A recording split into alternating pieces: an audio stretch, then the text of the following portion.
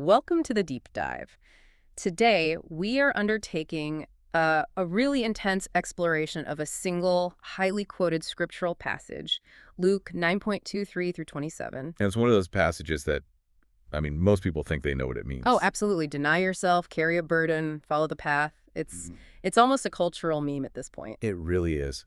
But we are going to crack open that traditional understanding. We're going to do that by comparing the familiar King James Version, the KJV, against a really powerful metaphysical translation. This one is from Dr. Roy E. Richmond. And this isn't just about, comparing different words. No, not at all. It's more like we're comparing two completely different spiritual operating systems. That's a great way to put it. Because when you hear a phrase like deny yourself or take up your cross, the traditional mind, it immediately defaults to things like moralistic sacrifice or guilt or some kind of external suffering. Right. It's about what you have to give up. Exactly.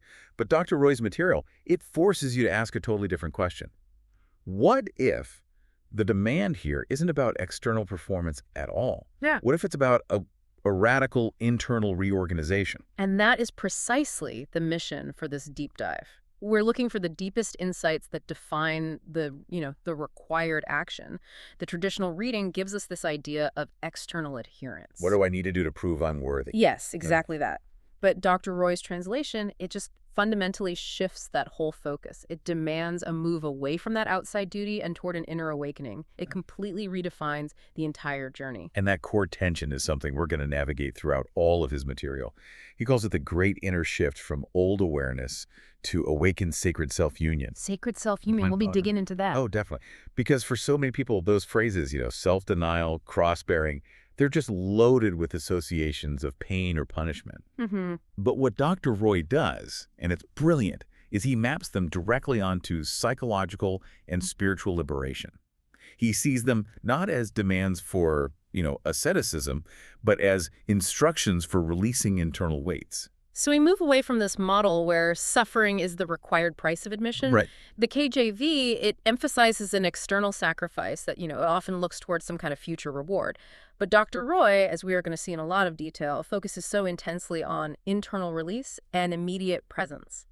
So this deep dive is really about mapping that internal roadmap. Exactly. And Dr. Roy, he really functions as an expert guide here. Mm. He synthesizes these incredibly complex spiritual concepts into, actionable psychological shifts. Which is what makes it so powerful. It is. And he maintains that the most challenging part of this text is that it requires us to discard the very framework that we use to define reality. He has a term for it. Inherited consequences thinking. That's the one.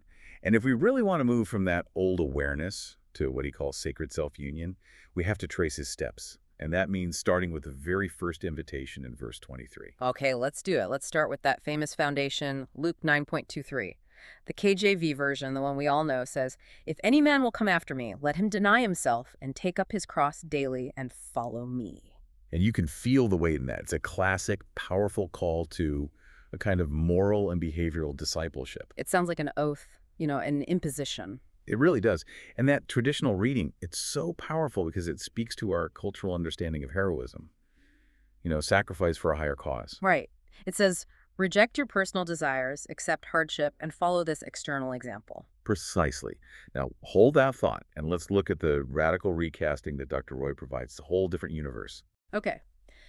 Dr. Roy's translation completely changes the context. It reads, "If anyone desires to awaken to their sacred self, let them release their old awareness. Let go of the burdens they carry in their conscious awareness and follow the inner pattern of the consecrated messenger that reveals their union with Elohim Ruach breath." Wow.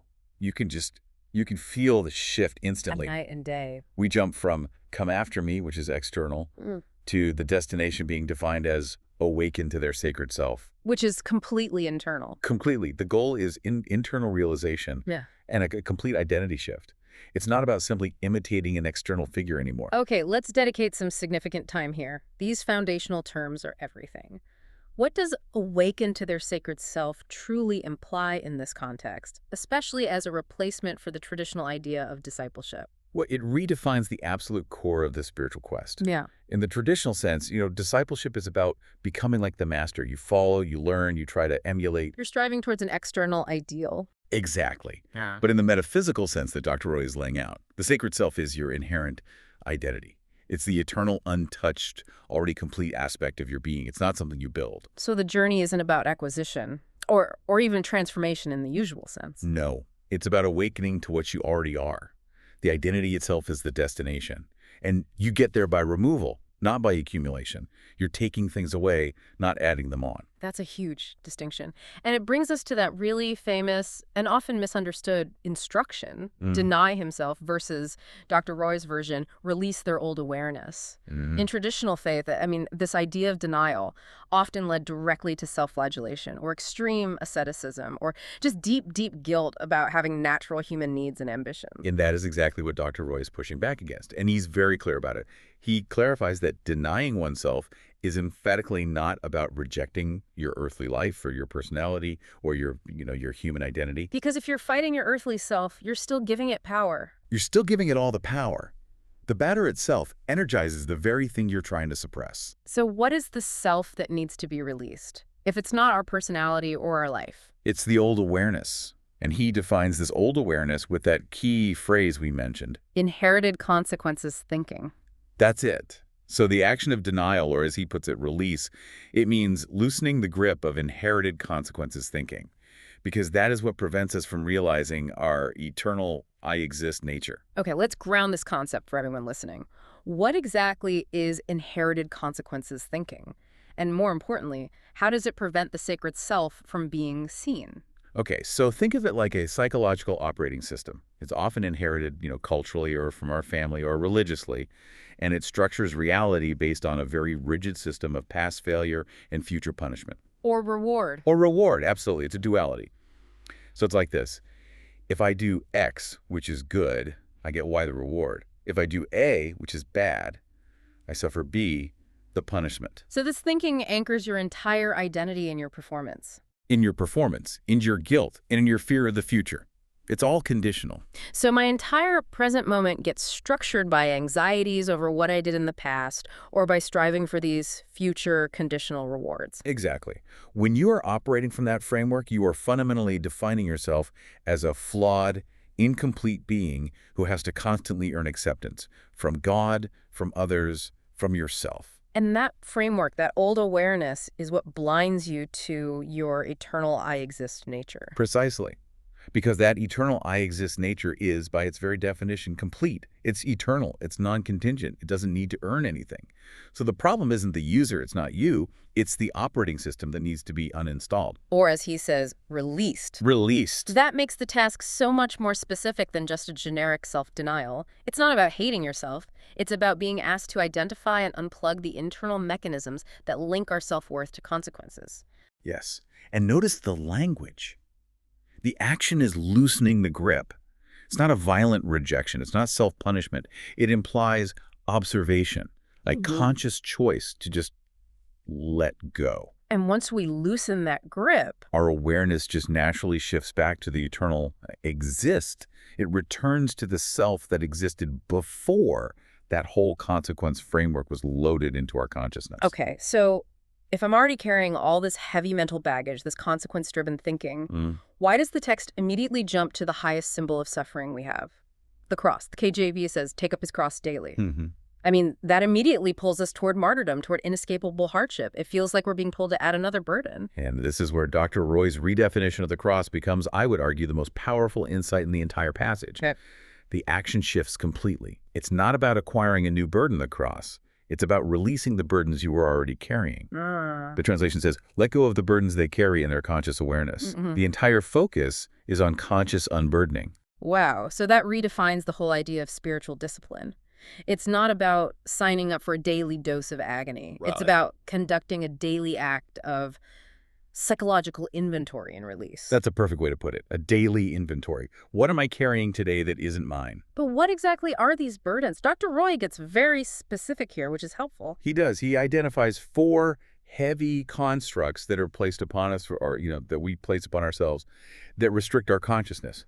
And these, he says, function as the actual cross we are carrying every single day. Okay, so what are they? They are religiosity, fear, egoic striving, and external validation. Let's break this down one by one. starting with religiosity. That's a very specific word choice. It's distinct from, say, religion or faith itself. It is. It's the difference between form and substance. Religiosity is the burden of performance. It's the rigidity, the rules, the external systems of dogma, and all the human-made criteria that often end up substituting for an authentic internal connection. So when you're clinging to religiosity, you're carrying the weight of conditional acceptance. Absolutely. It's the constant anxiety that you might violate a rule and therefore lose your spiritual standing. It's the fear of getting it wrong in the eyes of a human structured system. I mean, that is a heavy, heavy construct. And it constantly reinforces that consequence thinking we were just talking about. It's the engine of it. Okay, so that's the first burden. What's the second? The second is fear. And this is more of a generalized anxiety that keeps us small and feeling separate. Fear dictates caution, it dictates avoidance, and this constant anticipation of threat. So if the sacred self is defined by union and completeness, Then fear is the primary mechanism that insists on separation and fragmentation. It's the voice that says, you're alone, you're not safe, you're not enough. and releasing that burden of fear means consciously choosing to operate from the certainty of the eternal I exist nature, rather than from all the perceived threats of the external world. That's the work, Yeah. a moment-by-moment choice. Okay, and then we move to the third one, egoic striving. Now, a lot of listeners would probably associate this with ambition, which is often framed as a very positive quality. How does Dr. Roy frame this kind of striving as a burden? That's a great question because the distinction is subtle, but it's crucial. Ambition, when it's rooted in your sacred self, is just purposeful action. It's the natural expression of your gifts. It flows out of you. It flows. Egoic striving, on the other hand, is the relentless internal monologue that says, I must achieve more than my peers. I have to prove my superior worth or constantly improve my external status just to be valid. So it's striving that's born of insufficiency. Exactly. It's exhausting. Yeah. The burden is that constant, never-ending need to validate an identity that is, by its very definition, contingent and temporary. So the striving itself becomes the cross because it traps us on this hamster wheel that never, ever leads to a genuine sense of completion. Never. Because the goalpost is always moving. Hmm. And that leads directly to the final burden, which is external validation. And I think this one is the most resonant with modern life. Oh, for sure. We carry the weight of needing others, our friends, our family, social media, our employers, to confirm our worth. It feels like we're all trying to gain the world through our LinkedIn profiles or our social media feeds. This burden of validation, it's like a self-imposed prison because we hand over the keys to our own well-being to literally everyone else. And the need for that external validation, it just confirms the false self. It makes the true self, the sacred self contingent on outside approval. Every single time you seek validation, you reinforce the belief that your worth is located somewhere outside of your eternal I exist nature. And Dr. Roy is asserting that consciously letting go of these four constructs, religiosity, fear, striving, and validation, that is the actual daily act of taking up your cross. It is a discipline of release every day. I have to introduce a point of tension here, though. This is a radical reinterpretation. It is. If the cross is purely these internal psychological burdens, does that mean Dr. Roy completely disregards the reality of external material suffering? What about persecution or poverty or chronic illness? How does his teaching account for pain that isn't self-imposed? That is a critical question. And the source material and metaphysical teachings in general, they don't deny that external events happen. They redefine the source of the suffering that comes from them. Okay, so unpack that. The pain of a physical cross is, of course, real. But the spiritual suffering, that sense of cosmic injustice or divine abandonment, that is what's rooted in the inherited consequences thinking. His focus is on the response to the external events. So that you can't control the external hardship, but you can control whether you let that hardship reinforce the belief that you are a separate, punished, or incomplete self. Precisely. The cross, metaphysically, is the mechanism of liberation through the release of the false self, regardless of what the physical circumstances are. That distinction is key. The source material is giving us a way to endure external reality without allowing it to destroy our internal identity. Yes. The release is internal, which ensures a state of freedom even if you're in a state of physical constraint. Okay. This brings us to the final part of verse 23. The KJV says, "Follow me."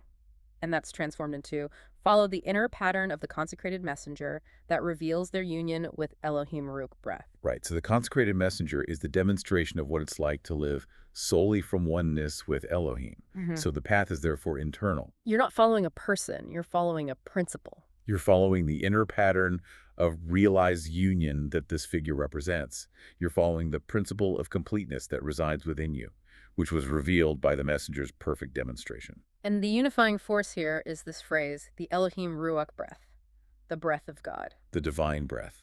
And that phrase ties the whole process together. You release the old awareness, you release the burdens to allow the sacred self to merge with, or more accurately, to realize its already existing union with, the Elohim Ruach breath. So the entire verse, in summary, is an instruction for immediate internal transformation toward union. And it completely replaces the external model of obedience and waiting for a future reward. With the action now defined as internal release, we can move to the stakes of this transformation, which he lays out in verses 24 and 25. Yes. The KJV for verse 24 says, "For whosoever will save his life shall lose it, but whosoever will lose his life for my sake, the same shall save it." This sounds like the ultimate paradox of sacrifice. And traditionally, this is understood as the temporary versus the eternal. Giving up your earthly life for eternal salvation in the future. Right. Dr. Roy's translation, it preserves that paradoxical structure, but it shifts the concepts entirely into the realm of identity realization. It makes the loss or the gain immediate and experiential. Okay, let's hear it. Dr. Roy translates, "For whoever seeks to preserve their old awareness will lose the joy of true life, but whoever lets go of the false self for the sake of the indwelling logos will discover their eternal I can exist being." So you see, the loss is no longer simply life in a physical sense.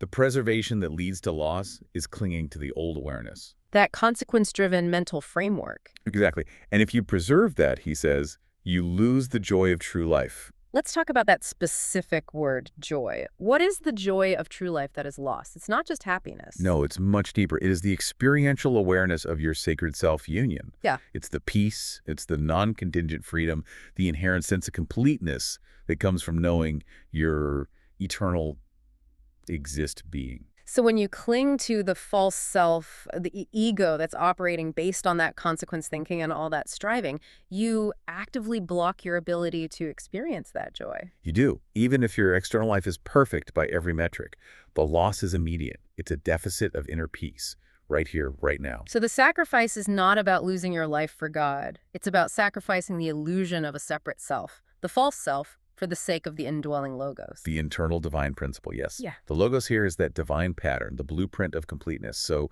by letting go of the false self, you're just removing the veil, and you don't become something new. You discover the eternal I am exist being. It was never gone. Never. It was just overshadowed by the frantic, nonstop activity of the false self trying to manage consequences and seek validation.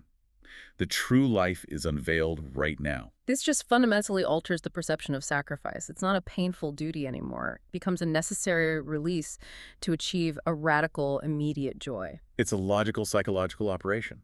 If I stop identifying with the fragile, fear-driven self, then I immediately begin to identify with the eternal, complete self. The spiritual reward is the experience of that shift in real time. This analysis gives us the perfect context for verse 25, which deals with external gain.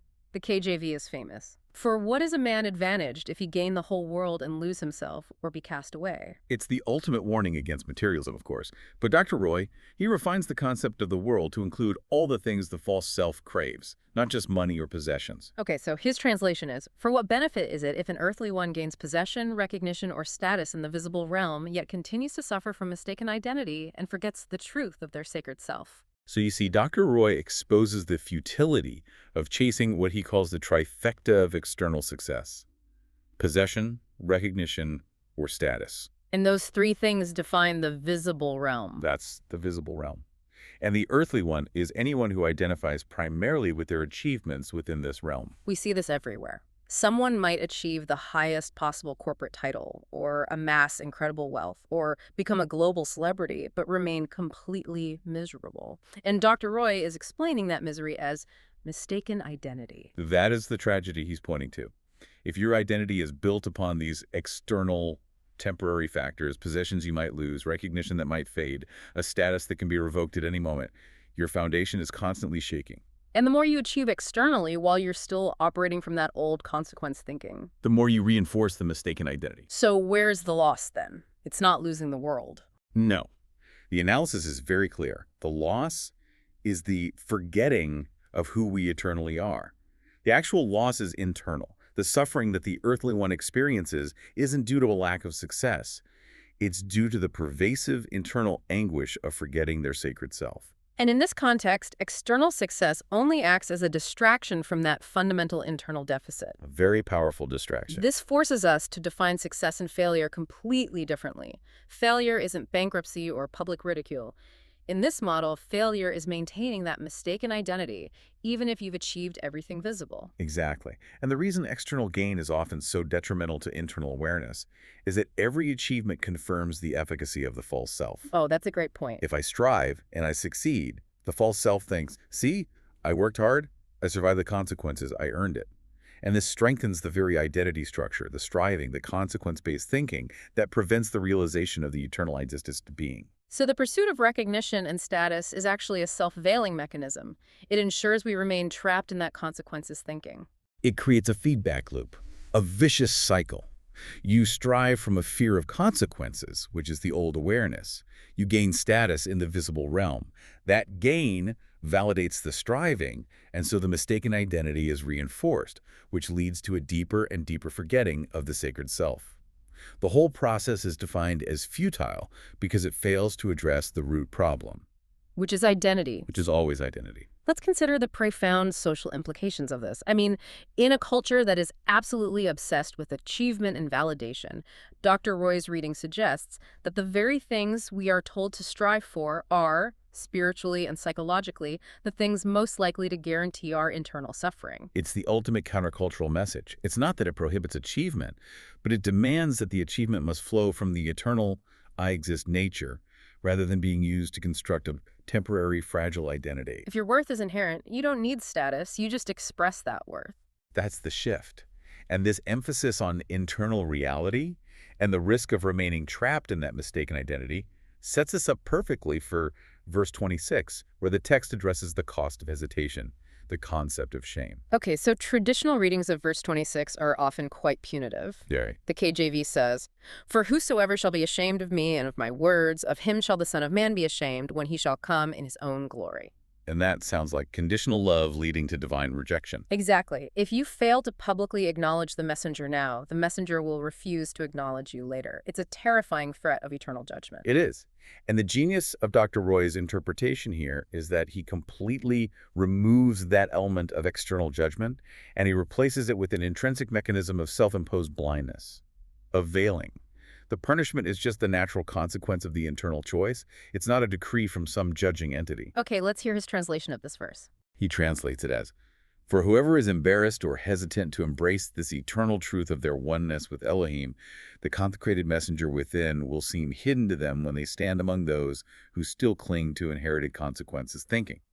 For in the presence of the completeness of Elohim Ruach breath and all awakened ones, their sacred beauty is already known." Okay, there's a lot to unpack there. The key terminology change right away.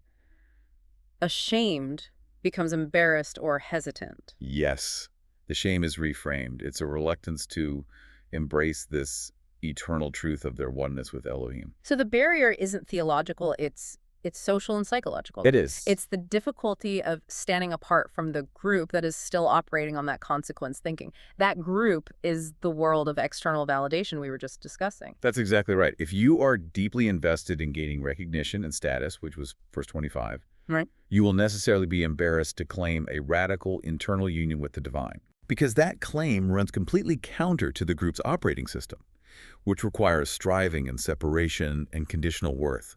The embarrassment is the pressure to conform to the tribe. And what happens when we succumb to that embarrassment and we hesitate? That reluctance, he says, veils awareness of the consecrated messenger within. The awareness of that inner pattern, the indwelling logos, it becomes obscured, it seems hidden. But crucially, Dr. Roy makes a point of clarifying that this veiling does not happen because Elohim rejects us. That distinction changes everything. Everything. It means the divine presence is constant, but our ability to perceive it is conditional upon our choice to turn toward it or Or away from it? Precisely. He says the individual cannot experience what their conscious awareness will not look toward. The embarrassment or the hesitation, that's the switch. By choosing to prioritize maintaining your status or conforming to the inherited consequences thinking of the culture around you, you are actively choosing to turn your conscious awareness away from the internal sacred self-union. The veil is generated by the turning away. This gives us a psychological map of how we self-sabotage our own spiritual realization. We're not punished by a distant God. We punish ourselves by choosing social acceptance over self-truth. And that choice is most potent when you are surrounded by people who operate entirely within that consequence thinking. The collective pressure just reinforces the individual's hesitation. If everyone around me believes status is paramount, then proclaiming my inherent completeness is going to feel extremely embarrassing. And that feeling then hides the very truth I claimed I was seeking. I think we need to spend a little time on the comfort that's offered at the very end of Dr. Roy's translation. It seems to function as a powerful counterstatement to that fear of judgment. It's the ultimate reassurance of unconditional being, it says. For in the presence of the completeness of Elohim Ruach breath and all awakened ones, their sacred beauty is already known. So what does that tell the listener? It tells you two vital things. First, the truth of your sacred self is never diminished by your human struggle or your hesitation. It's always intact. And second, the reality of sacred self-union is the baseline reality of the universe. It's the default setting. So even if I am struggling right now, trapped in my embarrassment and my mistaken identity, my sacred beauty is still eternally known in the presence of the divine breath. Yes. The shame is temporary and it's self-imposed. The reality is eternal and it is known. This is a profound moment of liberation within the text. It confirms that the work is not about earning a place at the table, But simply removing the blindfold so you can see that you're already sitting there.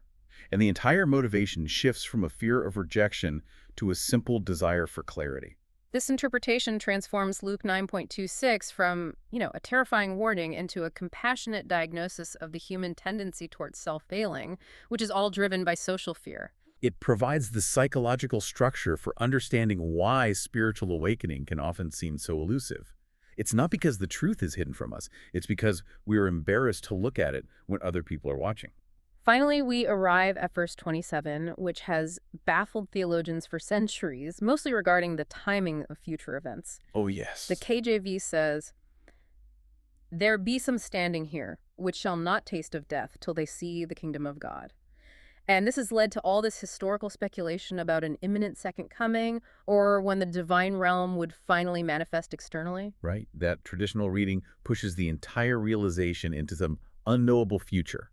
And what Dr. Roy does, he pulls the realization entirely into the immediate conscious experience. He collapses time in a very powerful way. Okay, so his translation defines the kingdom as an internal, present reality, he says. But I tell you truthfully, there are some standing in this awareness now who will not taste the death of old awareness until they experience the realized reign of breath within them. So you see, the entire focus shifts from the physical timeline to the awareness timeline.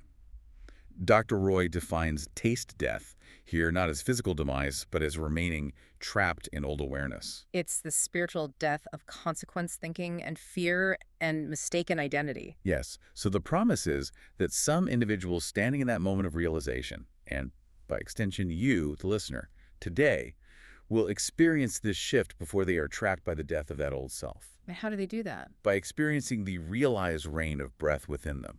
The kingdom of God is redefined as the realized reign of breath.